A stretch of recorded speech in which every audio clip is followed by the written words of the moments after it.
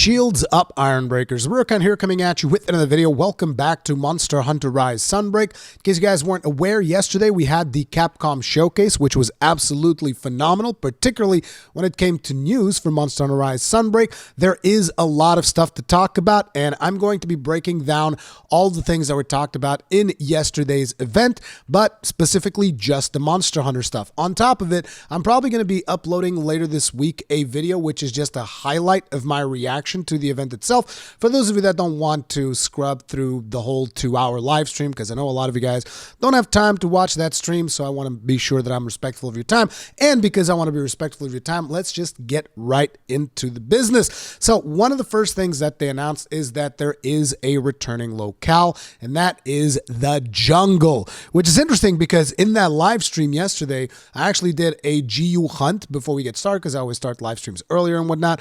And in chat, Dave asked me to go ahead and hunt a Kongalal, and I was like, sure, and it happened to be in the jungle. So if you actually end up going to that stream, you can see what the jungle looks like in GU, and then you get to see what the jungle looks like in Sunbreak, and it looks friggin' awesome. I love the recreations of maps, like we had the Sandy Plains, which was really good in Rise, at least in my opinion it was.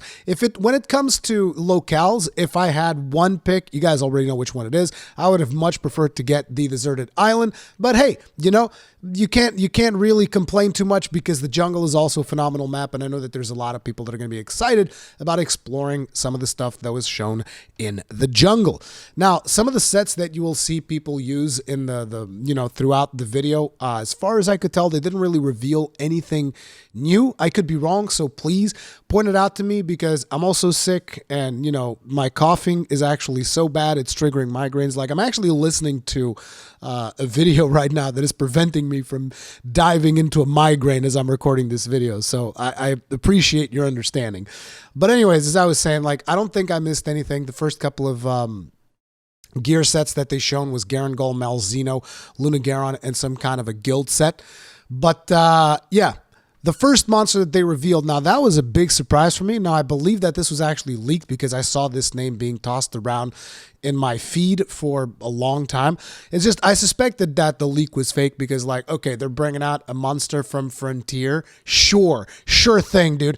And boom, there it was. Espinas from Frontier is coming to Monster Hunter Rise Sunbreak. A lot of people are super excited about it. Now, I've never really played Frontier, but if this opens up the floodgates to bring in more things from Frontier into mainline Monster Hunter, I'm all about it. Like, sure, new monsters. Well, what is there to complain? We get more and monsters from the previous franchise into, monsters that have never been to the mainline title. I think that is pretty awesome. I believe that Lavazioth was also one of the ones that came from Frontier, if I'm not mistaken. At least that's what people usually tell me when we talk about this. But yeah, besides that, we've had Daimyo Hermitar show up, which is pretty awesome, another crabby boy.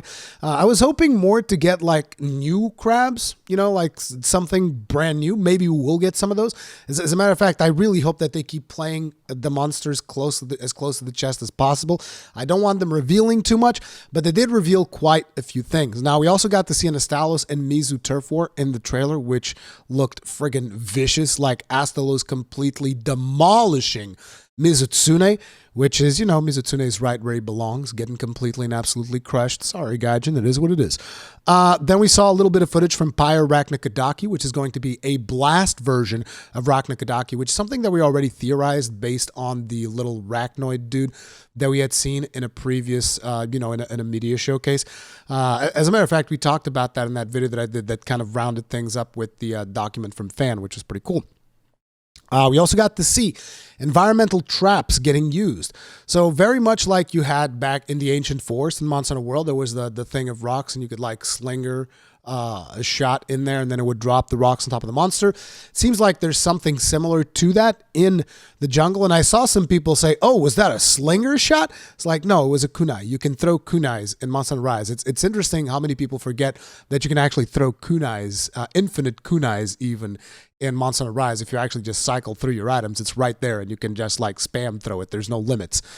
Then we had a little bit of a showcase on follower quests, which was interesting because it showed that you were going to be able to go on a quest with both Elder Fugen and Admiral, I think he's Admiral Gallius, which was interesting to say the least. And I'm not sure if the website was updated or not, because I don't remember the last time I came to the website. But when I came here, it talked about two varieties of follower collab quests. So the first one is follower quests, which are, followers of powerful allies who hunt alongside you during a quest, complete follower quests with followers to deepen your bonds with them, which again, seems to portray some kind of like relationship thing that you get with these characters. Not romantic relationship, but like a reputation grind almost.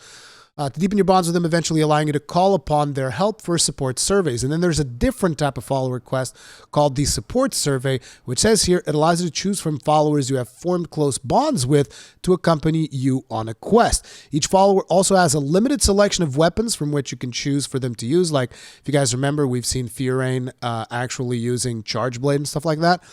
Each follower has their own preferred weapons and unique style. Understanding their individual skills is the key to success. Now, let me tell you what the key to success is.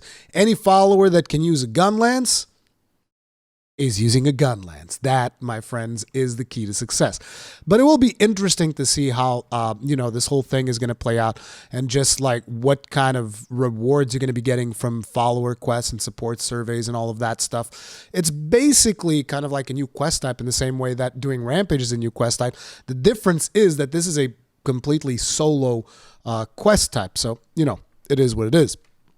But then we got what I would consider to be one of the best reveals of the whole presentation. This is one of the really good things about this presentation, is that it had several amazing moments. Like, for a lot of people, the Espinas reveal was like the height of the thing, because they're like, oh my God, a monster from Frontier. This is awesome. For a lot of people like me, it was the return of Gore Magala, which, oh my God, like, I had no throat. Like, I still don't, my voice box is still completely shredded, and I still started screaming, Gore, Gore. Like, guys, you can see that I posted that over on Twitter as well. Like, it's just like, I was so happy to see Gore Magala coming back. They have to bring back frenzied monsters. I don't know if that is a thing that they have in their plans. I hope they do, because, I think that would be pretty friggin' amazing. Whether or not they do that, I don't know. But so Gore Magala coming back was friggin' amazing. But that's not all. They finally announced the demo. The demo is coming out, and it is going to be releasing on the 14th of June. That is the day that this video is being released. But it is releasing rather late. So, for instance, in my time zone, which is British summertime, I mean, I'm not in Britain, but it's the same time zone as mine. So it's going to release at 3 a.m. So I'm not going to be streaming when the demo releases. So I will actually stream the demo at some point tomorrow. And the monsters that you're going to be able to fight in the demo are the Great Azuchi, the Tetranodon, Astalos, and Malzeno. Now, I don't know about you guys, but considering how close we are to the actual release of the game, I'm not going to fight Malzeno. Like, I kind of feel like the flagship of the title, I want to fight him for the first time in the actual game. I don't want to do what I did with Magnamalo, which is like, I'll do a bunch of hunts on Magnamalo and kind of like spoil myself. And, I want to actually experience Malzeno in the final game. If you want to fight Malzeno, just be aware that most likely it's going to be a limited time quest, kind of like what you had for Magnamalo. And, it can be a little bit frustrating and whatnot. And while it is a challenging that I would love to tackle, I also want to preserve something for the actual experience of the game. I'm not even sure if I'm going to be fighting Astalos. I mostly just want to check out weapons and see what weapons are doing, and I can use the Tetranodon for that. But hey, people were wondering when the demo was coming. It's coming on the 14th, and that is actually a really good thing, because that way there's no way in hell that I'm going to be spending like 100 hours in the demo. I'm probably going to be saving most of my coverage for when the actual game comes out, as opposed to, let me just play this demo for 100 hours, which, by the way, is what I did for Monster Hunter Rise. I played the demo for over 100 hours, which is just not a healthy thing to do and can lead to extreme burnout. So I most definitely don't want to do that.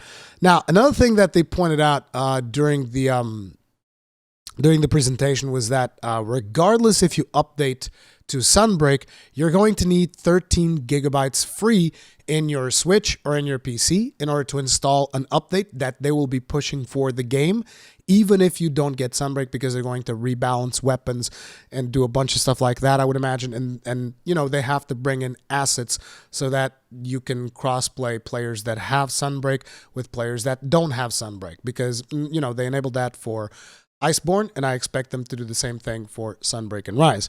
So this is an update that you'll need so you can continue to play with your friends, even if they are getting Sunbreak and you're not. So it's a good thing that they're keeping this thing compatible in case people don't have the same stuff, but that's what is happening there. They also mentioned you need to complete 7-star hub quest Serpent Goddess of Thunder in order to access Sunbreak features. Now, I'm not exactly sure what this is supposed to mean, but I believe it means in order for you to access stuff like switch skill swap evade, the new switch skills. So I don't think it's going to be like Iceborne, where essentially, hey, we introduced the Clutch Claw, and if you buy Iceborne, even if you're in World, you can use the Clutch Claw now, because people were basically blowing up monsters that were not designed to handle the Clutch Claw, and people are just like, yep, blow up this monster, there's nothing he can do about it, it's just that simple. I don't think that is going to be a thing in Monster Hunter Rise. You know, people don't want you to blow up these monsters unless you're at Sunbreak levels. At least that's the vibe that I'm getting from it. Again, not 100% sure. But yeah, then on top of it, another thing that they announced was the free title updates. And oh my God, we got quite a few free title updates. First, they just straight up dropped the bombshell. By the way, we're releasing Lucent Nargacuga come August 2022, which for a lot of people, like I was telling you earlier, there were a lot of like big bombshell moments during the Sunbreak announcements. For some people, Espinas, for some people, Gore. For a lot of people, it was Lucent Nargacuga coming later down the line. They say here on the website, we are planning multiple free post-release title updates for Monster Hunter Rise Sunbreak, Title Update 1, planning the additions of the Monster Lucent Nargacuga, the Forlorn Arena Locale, which I've never fought in the Forlorn Arena, so I don't know what that is about, and other monster rare species and variants. Future title updates also in the works. Title Update 2 coming in fall 2022. Title Update 3 coming in winter 2022 with the possibility of further updates going into 2023. There are still more monsters we have yet to announce, so watch for future announcements. As a matter of fact, this is one of the things that I wish you wouldn't announce, and please don't announce more monsters. Please, I'm begging you. Please, Capcom, no more monster announcements, okay? I was super hyped for Gore. I would have been more hyped even if I had discovered it in-game for the first time. I think that would have been amazing. Please save something for me to discover in-game. Please don't reveal the whole roster like you did for Monster Hunter Rise. But, you know, that's just one man's opinion. I know that a lot of people don't agree with me on that particular thing. But we have a teaser here. As you guys can see, Lucent Nargacuga and several other monsters, rare species monsters, special species monsters, new locale, Forlorn Arena. So it's not just Lucent, it's Lucent and a bunch of other monsters in August. Then in fall, you have some teaser here. Now, on Twitter, Gaijin actually showcased an image that made it. Initially, I thought that this was potentially going to be like a Monoblos, but the image that Gaijin showed on Twitter makes it seem like this is probably going to be like some kind of not Los, but some kind of Wrath variant. So maybe like a Rathian, a gold Rathian, a silver Rathalos, or maybe like a whole new version of those two monsters being added. And then this monster in the bottom, I mean, this is clearly some kind of Mizutsune, could be like Soul Seer. People are saying it's Thunder Bubble, which I don't know. I've never heard of Thunder Bubble Mizutsune, but the only Mizutsune that I know about is Soul Seer, so I don't know if that is a thing or not. And then in winter, free title update 3, they say just several monsters and powered up monsters. Also, powered up monsters get brought up in the fall update. So this is when you're going to be seeing stuff like, you know, we got Super Rajang in Monster Hunter Rise. I would expect something in line with that. We started getting like the advanced Utsuchi quests. So again, stuff of that nature where they buff up the monsters significantly. Apex Emergencies. I don't know what the version is going to be for this. And obviously, there's still going to be more free title updates in 2023. So I believe that they're going to be supporting this pretty much close to like the end of 2023, at which point they're, you know, by then probably the next Monster Hunter will have been announced. But either way, the event yesterday was so incredibly hype. I'm super hyped for what is coming. And another important thing is, considering that we got Gore Magala, I expect Shagaru to potentially be a DLC monster that they add at a later date, maybe. Or maybe it's just like actually in the game. Who knows? Maybe Shigaru shows up in the game itself, baseline. I don't know if that's the case, but I hope that they bring Shigaru, and I hope that they bring Frenzy.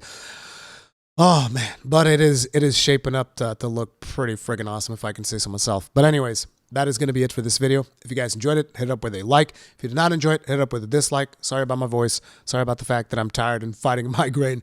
But hopefully you guys still enjoyed it. I'll see you guys in the next one. Stay strong. Stay safe. Peace out.